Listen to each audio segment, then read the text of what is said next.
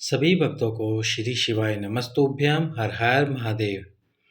पशुपति व्रत में यदि आप ये 9 गलतियां ना करें तो आपका ये व्रत सफल हो सकता है, आपकी मनोकामना पूर्ण हो सकती है। जिस मनोकामना के लिए आपने ये व्रत किया है आपकी वह मनोकामना भी पूर्ण होगी। यदि संतान प्राप्ति के लिए आपने ये व्रत किया है तो आपकी वो कामना पूर्ण होगी, आपको संतान की प्राप्ति भी अवश्य होगी। जैसे कि आपको 2 दिन पहले के वीडियो में मैंने बताया था कि 18 वर्षों बाद, 24 वर्षों बाद और 16 वर्षों बाद माता बहनों को संतान प्राप्ति हुई है इसी पशुपति व्रत से, तो आपको भी संतान की प्राप्ति हो सकती है इसी पशुपति व्रत से।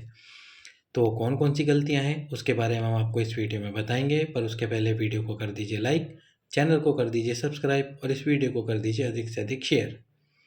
तो सबसे पहले तो आपको पशुपति व्रत का वर्णन दे देते हैं। पशुपति व्रत जैसे आप जानते हैं सभी 5 सोमवार का व्रत होता है। कैसी भी मनोकामना, किसी भी मनोकामना के लिए आप इस व्रत को पूर्ण कर सकते हैं। एक बार गुरुजी की कथा में एक माता ने बताया था कि उन्होंने कथा लेने के लिए, जैसे कि गुरुजी जो कथा करते हैं उनको वो कथा करवानी थी। अब जब वो कथा ले रही थी तो कथा का नंबर बहुत समय बाद था, यानी कि उनकी कथा 2 से 3 वर्षों बाद होनी थी, पर उनको कथा उसी समय चाहिए थी। तो उन्होंने इस कथा को प्राप्त करने के लिए, यानी कि अपनी शिव महापुराण की कथा को प्राप्त करने के लिए पशुपतिनाथ जी का व्रत किया और बाबा ने उनकी मनोकामना को पूर्ण करा। जो कथा 3 से 5 वर्ष बाद होनी थी वो कथा केवल 3 महीनों के अंदर अंदर ही हो गई। ये थी पशुपति व्रत की महिमा। इसी पशुपति व्रत से बहुत लोगों को नौकरी की प्राप्ति हुई है, बहुत माताओं बहनों को संतान की प्राप्ति हुई है। अभी हाल ही की कथा में एक माता ने बताया कि उनके जो पति थे वो बहुत ज़्यादा शराब का सेवन करते थे और उस शराब का सेवन करने की वजह से उन्हें बहुत ज़्यादा परेशान करते थे। उन्होंने 5 सोमवार का व्रत करा, भोले बाबा से प्रार्थना करी कि उनके पति वो शराब छोड़ दे, और जैसे ही उनका तीसरा व्रत हुआ उनके हस्बैंड ने, यानी कि पति ने, हमेशा के लिए शराब का त्याग कर दिया। तो इस प्रकार जो भी आपकी मनोकामना है उसको पूर्ण करने के लिए आप ये व्रत अवश्य धारण करें। पर यदि आप कुछ गलतियां कर देते हैं उसकी वजह से आपका वो व्रत पूर्ण नहीं हो पाता। अभी तक मुझे जितनी गलतियों का पता चला है उनके बारे में आपको मैं वर्णन कर रहा हूँ। यदि आपसे भी कोई ना कोई गलती किसी व्रत में हो गई हो तो बाबा से क्षमा मांग के एक बार और पशुपतिनाथ जी का व्रत जरूर करें। अब पशुपतिनाथ जी के व्रत 5 सोमवार के होते हैं जिसकी जानकारी आपको पता ही है। किसी भी सोमवार से आप ये व्रत शुरू कर सकते हैं। एक ही बार एक कथा में गुरुजी ने बताया था कि ये सोमवार, ये जो पशुपतिनाथ जी का व्रत है, ये आपको उजाले पखवाड़े से, यानी कि शुक्ल पक्ष से प्रारंभ करना चाहिए। केवल एक कथा में बताया था, किसी और कथा में गुरुजी ने नहीं बताया। बाकी सभी कथा में गुरुजी बोलते हैं कि आप किसी भी सोमवार से व्रत शुरू कर सकते हैं। पर यदि आपके पास में समय है, यानी कि आपके पास में समय है, आप आराम से व्रत कर सकती है, तो फिर मैं कहूँगा कि आप शुक्ल पक्ष से इस व्रत को शुरू करें। शुक्ल पक्ष कब होता है? जब शुक्ल पक्ष यानी कि उजाला पखवाड़ा, जब पूर्णिमा के बाद, यानी कि जो पूर्णिमा होती है उस पूर्णिमा के बाद जो 15 दिन का समय आता है वो शुक्ल पक्ष कहलाता है, और अमावस्या के बाद जो आता है पक्ष वो कृष्ण पक्ष कहलाता है। तो इसमें आप शुरू करें, और यदि समय की कमी है, नहीं कर सकते, तो फिर आप किसी भी सोमवार से इस व्रत को उठा लीजिए। अब 5 सोमवार का व्रत, पहले सोमवार को आप शिव मंदिर में जाएं। जो भी वस्तुएं आपको भगवान शंकर के ऊपर समर्पित करनी है सुबह वो एक साथ ही रख ले। यदि आप चाहते हैं कि शाम के समय भी आप बेलपत्र समर्पित करें या धतूरा समर्पित करें बाबा पे, या चंदन लगाए, तो वह सुबह ही थाली में रख ले अतिरिक्त सामग्री के रूप में, यानी कि एक्स्ट्रा सामग्री के रूप में। और उस सामग्री का इस्तेमाल आप शाम को करें। जैसे कि वैसे पशुपति व्रत में शिवलिंग की ही पूजा करें, क्योंकि इसी शिवलिंग में सारे देवी देवता समाहित है। इसी शिवलिंग में बाबा के 13 बच्चे समाहित हैं। इसी शिवलिंग के अंदर भगवान गणेश जी, कार्तिकेय जी, माता पार्वती, अशोक सुंदरी और भगवान शंकर की 5 बेटियां समाहित हैं। तो इसलिए आप इसी शिवलिंग की पूजा करें। तो जब आप पूजा प्रारंभ करें तो सबसे पहले गणेश जी के चंदन लगाएं, गणेश जी की पूजा करें, फिर कार्तिकेय जी की, फिर अशोक सुंदरी की, और उसके बाद में भगवान शंकर की 5 बेटियों का नाम लेके, यदि जलाधारी है तो इस जलाधारी पे टीका लगा दे, यदि जलाधारी नहीं है तो भगवान शंकर के शिवलिंग पर ही 5 बेटियों का नाम लेते हुए चंदन लगा दे या टीका लगा दे। तो सबसे पहले गणेश जी की पूजा जो सीधे हाथ पे, फिर कार्तिकेय जी की, फिर माता अशोक सुंदरी के जो भी आप चंदन लगा रहे हैं चंदन लगा दें। फिर उसके बाद में माता पार्वती के हस्तकमल पर और उसके बाद में भगवान शंकर के शिवलिंग के ऊपर।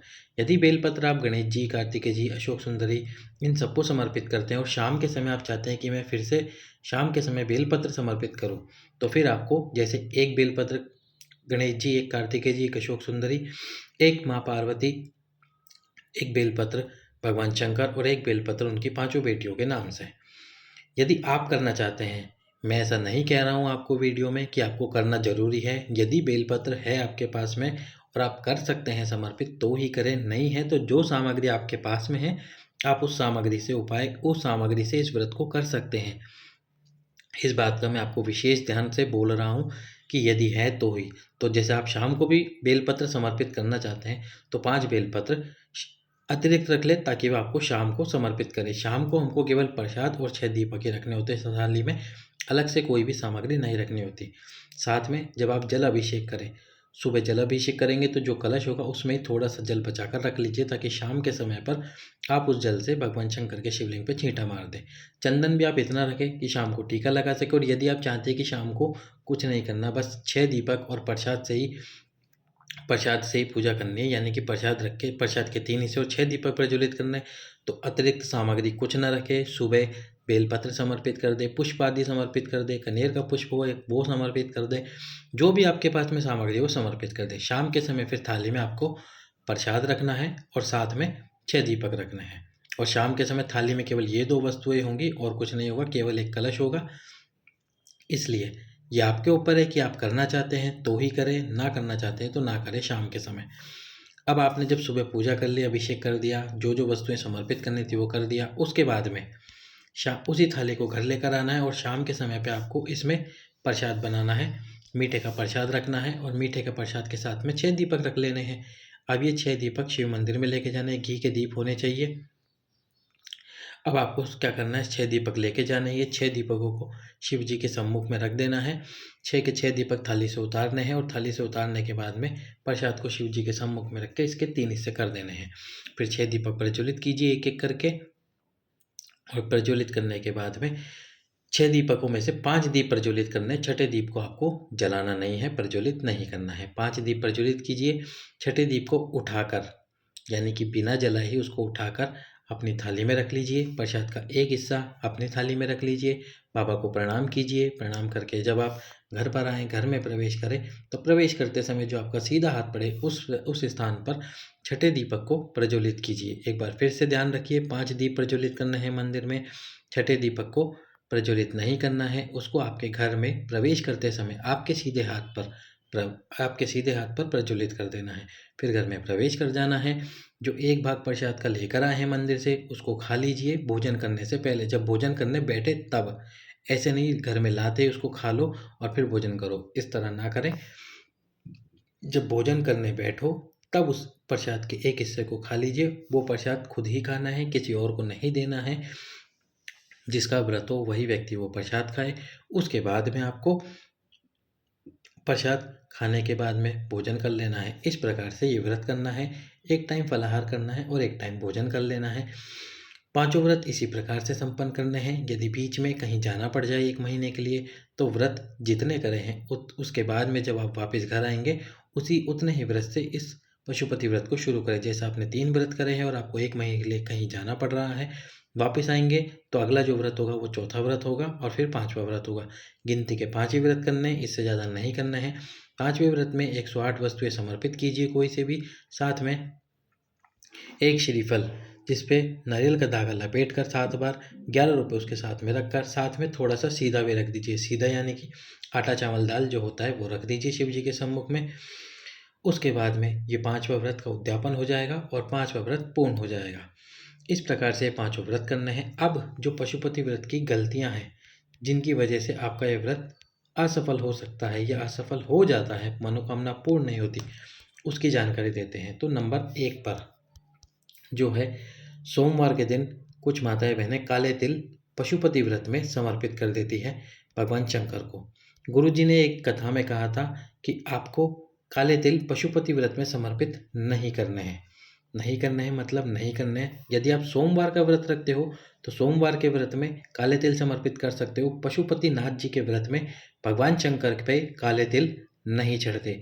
कभी भूल से गलती से आपने काले तिल चढ़ा दिए हों तो बाबा से माफ़ी मांग लेना, और यदि आपका पशुपति व्रत पूरा नहीं हुआ हो यानी मनोकामना पूर्ण नहीं हो तो फिर से एक बार कर लेना। दूसरा, जब भी आप पूजा करते हैं, जो पूजा की थाली लेके गए हैं वो इस माता पार्वती के हस्तकमल यानी कि माता पार्वती की पीठी के ऊपर रख देते हैं। ध्यान रखिए, यदि आप माता पार्वती के हस्तकमल पर थाली रख देते हैं, दीपक जलाकर रख देते हैं, तो इससे आपको दोष लगता है। दोष किस प्रकार का कि आपके घर से संपदा का क्षीण होना प्रारंभ हो जाता है। जो भी आपके घर में सबसे छोटा व्यक्ति है उसके ऊपर इस चीज़ का भार आता है, कहीं ना कहीं उसको घात होने लग जाता है। तो इस बात का ध्यान रखें, कभी भी चाहे पशुपति व्रत हो, कोई सा भी व्रत हो या कोई सी भी पूजा हो, आपको इस पीठी के ऊपर कभी भी थाली नहीं रखनी। मैंने देखा है कुछ माताएं बहनें जब पूजा करती हैं तो वो पूजा करते समय इस पीठी के ऊपर थाली रख देती है और भगवान शंकर के सम्मुख में हाथ जोड़कर बैठ जाते हैं। तो इस बात का ध्यान रखें, आपको कुछ नहीं रखना। यदि आप पुष्प समर्पित करना चाहते हैं वो समर्पित करें, अक्षत समर्पित करना चाहते हैं वो समर्पित करें, चंदन लगाना चाहते हैं वो लगाएं, लेकिन दीपक, थाली या ऐसी कोई सी भी वस्तु इस पीठिका वाले भाग पर ना रखें। तीसरी गलती जो हम पशुपति व्रत में कर देते हैं या हमसे हो जाती है वो है, आप मंदिर में जाकर शाम के समय दीपक पहले जला देते हैं और प्रसाद के हिस्से बाद में करते हैं। गुरुजी ने हाल ही की कथा में कहा है कि पहले आपको प्रसाद के हिस्से करने हैं, बाद में आपको दीपक प्रज्वलित करना है। अब एक बात की जानकारी कि यदि ये बात आपको पता नहीं थी कि पहले आपको प्रसाद के हिस्से करने होते हैं और बाद में आपको दीपक जलाने होते हैं, तो ये तो आपको बात पता नहीं थी, तो आपसे भूल हो गई, तो बाबा इसको क्षमा कर देंगे। लेकिन यदि आप जानते थे कि पहले आपको दीपक प्रज्वलित करना, पहले आपको दीप प्रज्वलित करने, पहले आपको प्रसाद के हिस्से करने थे, बाद में आपको दीप प्रज्वलित करने थे, उसके बाद भी आप ये गलती कर देते हो, तो ये गलती फिर माफ़ी लायक नहीं होती। तो इस बात का ध्यान रखें, पहले प्रसाद के हिस्से करने हैं, बाद में आपको दीपों को प्रज्वलित करना है। और दीप भी 5 ही प्रज्वलित करने हैं, 6 दीप प्रज्वलित नहीं करने, इस बात का ध्यान रखें। चौथी गलती है, चौथी मिस्टेक या चौथी भूल, एक ही मंदिर में आपको पांचों व्रत करने होते हैं। एक ही मंदिर में पांचों व्रत करने हैं। ये जैसे कि मान लीजिए जिस मंदिर में आपने पहला व्रत शुरू करा उसी मंदिर में आपको पांचों व्रत करने होते हैं, इस बात का विशेष ध्यान रखें। ऐसा नहीं कि एक व्रत इस मंदिर में, एक व्रत उस मंदिर में, एक व्रत उस मंदिर में, आपके व्रत सफल नहीं होंगे। एक बात की जानकारी और दी गुरुजी ने, जो जानकारी अभी आपको इसी वीडियो में दे देते हैं, कि एक माता बहन ने प्रश्न पूछा था। उन्होंने पशुपतिनाथ जी के व्रत किए और 3 व्रत उनके हो गए थे एक ही मंदिर में। अब किसी कारणवश उस मंदिर को बंद कर दिया गया, शिव जी का मंदिर था उसको बंद कर दिया गया, किसी कारणवश वो मंदिर अब नहीं खुलता। तो उन्होंने गुरुजी से प्रश्न पूछा था कि गुरुजी अब मैं क्या करूं, किस प्रकार से इस व्रत को पूर्ण करूं।